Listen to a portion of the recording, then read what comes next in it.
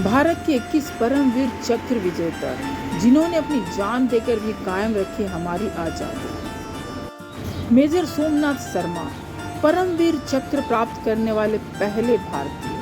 3 नवंबर 1947 major Somnath Sharma की टुकड़ी को कश्मीर घाटी के बडगाम मोर्चे पर जाने का आदेश दिया गया, लेकिन दुर्भाग्य से वे दुश्मन के एक मोर्टार का निशाना बन गए और वीर गति को प्राप्त हुए।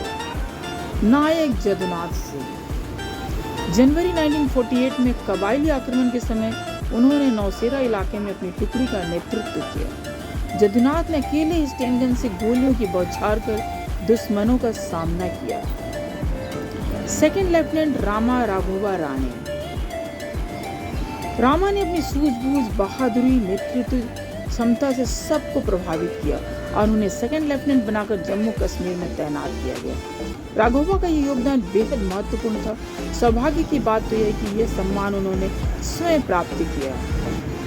कंपनी हवलदार मेजर पीरू सिंह शेखावत 1948 की गर्मियों में जब पाक सेना और कबालियों ने मिलकर जम्मू कश्मीर पर आक्रमण कर किशनगंगा नदी पर बने अग्रिम मोर्चे छोड़ने पर मजबूर किया। बम धमाके में उनका चेहरा जख्मी हो गया और दिखाई देना भी कम हो गया, लेकिन इसके बावजूद वे दुश्मन के 2 बंकरों को ध्वस्त करने में सफल हुए। शेखावत को मरणोपरांत परमवीर चक्र से सम्मानित किया गया। उनके परिवारजन मेजर पीरू सिंह शेखावत के परिवारजन हैं। जाएंगे अभी आपको कहाँ लेके जाएंगे? अभी जब हमारा स्टे है सर्किट हाउस में लेकर जाएंगे।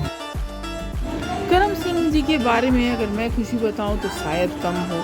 मैं चाहूँगी कि इनके बारे में अगर इनके परिवार वालों से आप सुनते हैं तो ज़्यादा अच्छा लगेगा।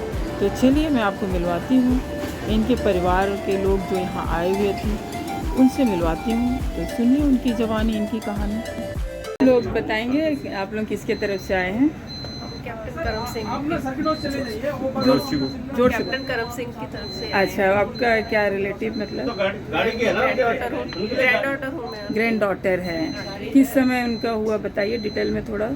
उनको 1947 में जो टिथवाल ऑपरेशन हुआ था उसमें उनको पीवीसी मिला था, तो वो फर्स्ट अलाइव हैं इंडिया के पीवीसी। और वो उसके बाद एक्सपायर हुए थे 93 में।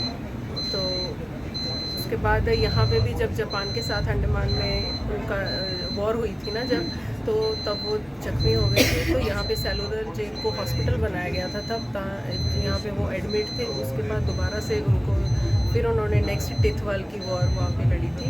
और उसके बाद जो इंडिपेंडेंट इंडिया में जो फर्स्ट हमारा नेशनल फ्लैग लहराया गया था, उसमें से वो फर्स्ट 5% में से एक वो थे जिन्होंने पंडित जवाहरलाल नेहरू जी के साथ वहाँ पे नेशनल फ्लैग लहराया। बहुत अच्छा लग रहा सुन करके आप लोगों को। आप लोग भी प्राउड फील करते होंगे? बहुत प्राउड फील करते होंगे। तो एक घर में अगर इस तरह के लोग हो तो काफ़ी प्राउड फील होता है।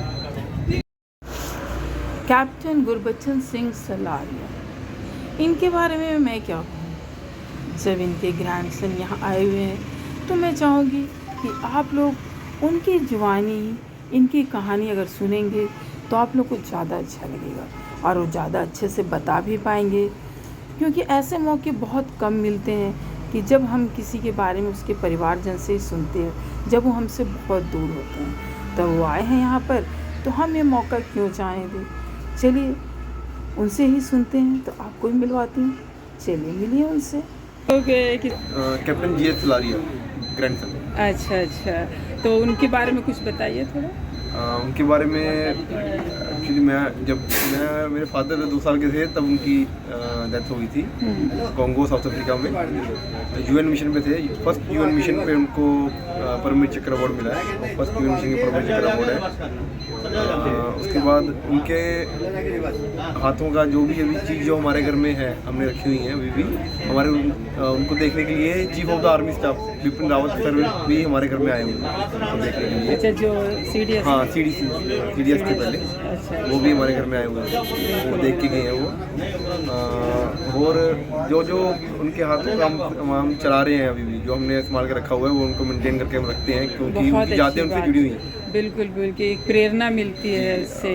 तो कैसा लग रहा है यहाँ आकर के आप लोगों को? यहाँ आके बहुत बढ़िया लग रहा है। हम फर्स्ट टाइम यहाँ आए हैं। मेरे फादर पहले आते थे यहाँ पे, तो अभी इनके आगे हम आना शुरू हुए। नेक्स्ट जनरेशन हमारी शुरू हुई आगे। जब तक हमारी फैमिली चलेगी उनका नाम हमारे फैमिली बहुत चलता अच्छा, रहेगा। बिल्कुल बिल्कुल। जो देश के लिए जिन्होंने अपने प्राण दिए हैं, तो बहुत अच्छी बात। आप मेजर धन सिंह थापा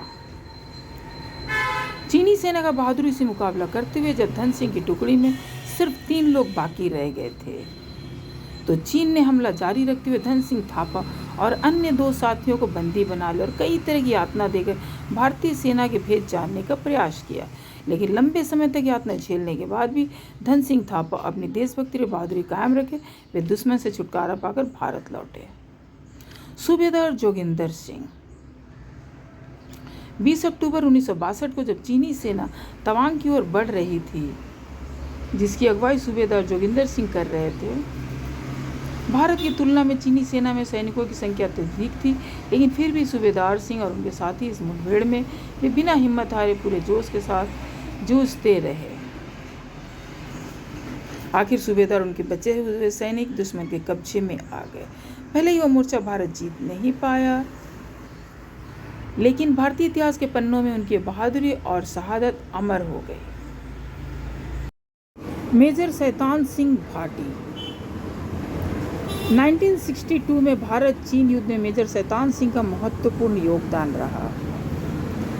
चीनी सेना का बहादुरी से मुकाबला करते रहे और 18 नवंबर 1962 को शहीद होने से पहले तक भी वे चुसूर सेक्टर में 17,000 फुट की ऊंचाई पर चीन की गोला बारूद से लैस सैनिकों का मुकाबला किया।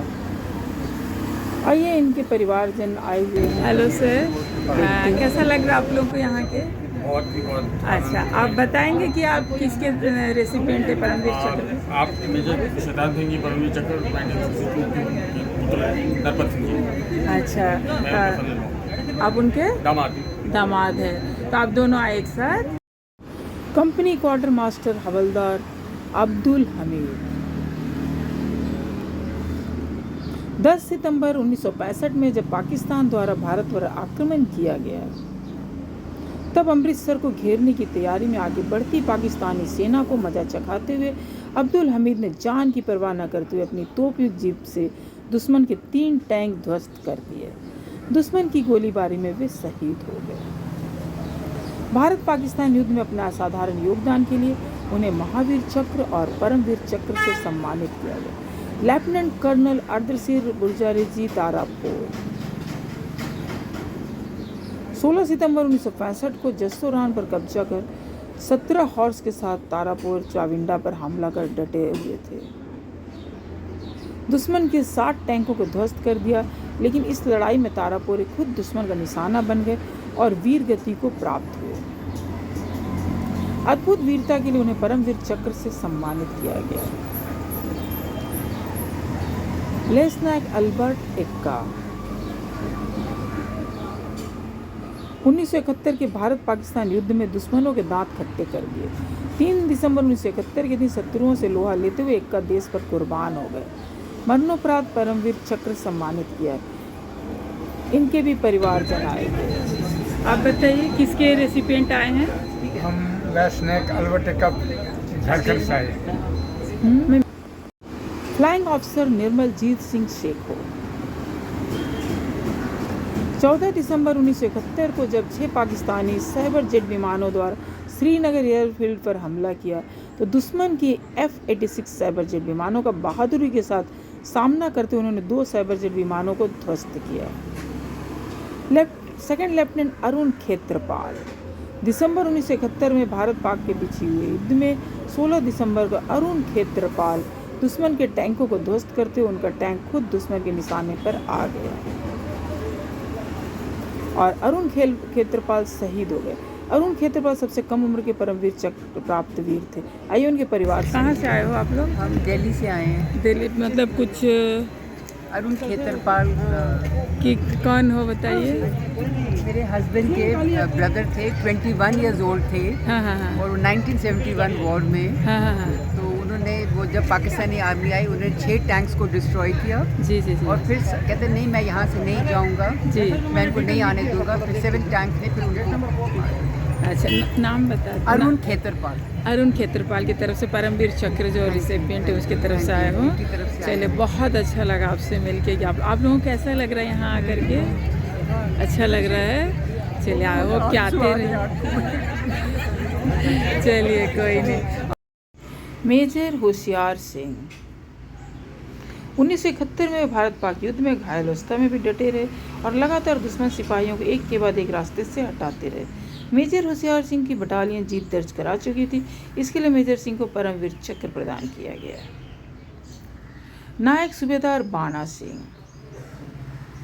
सियाचिन ग्लेशियर पर भारतीय सीमा में पाकिस्तान द्वारा बनाई कई चौकी को फतेह करने के बाद बाणा सिंह ने अदम्य साहस का परिचय दिया। सियाचिन के मोर्चे पर लड़ते हुए उन्होंने जो पराक्रम दिखाया उनके लिए उन्हें परमवीर चक्र से सम्मानित किया गया। मेजर रामास्वामी परमेश्वरन 25 नवंबर 1987 को उनका सामना तमिल टाइगर्स से हुआ।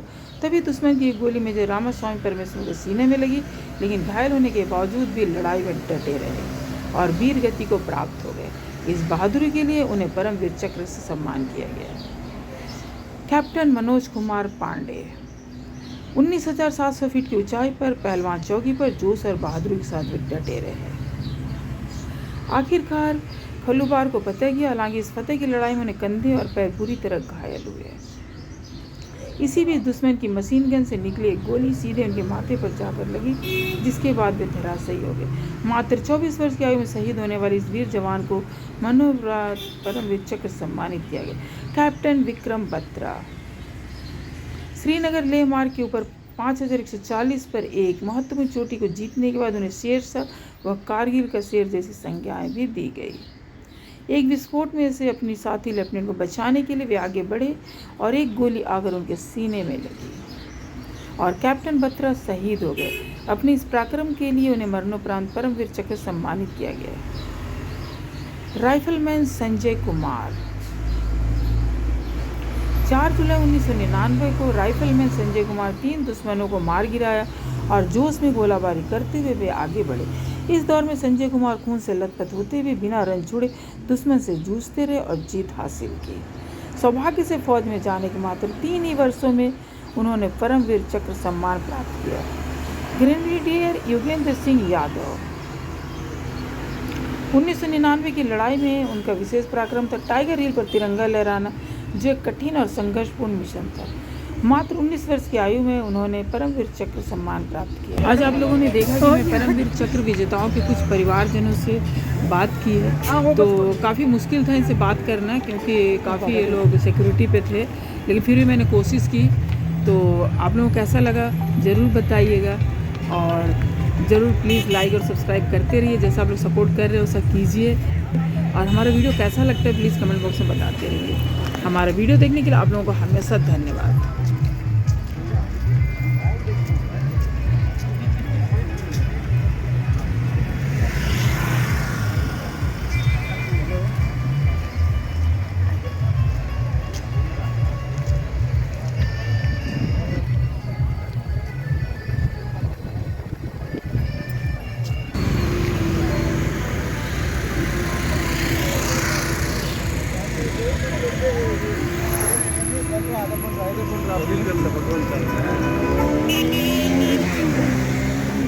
Gracias.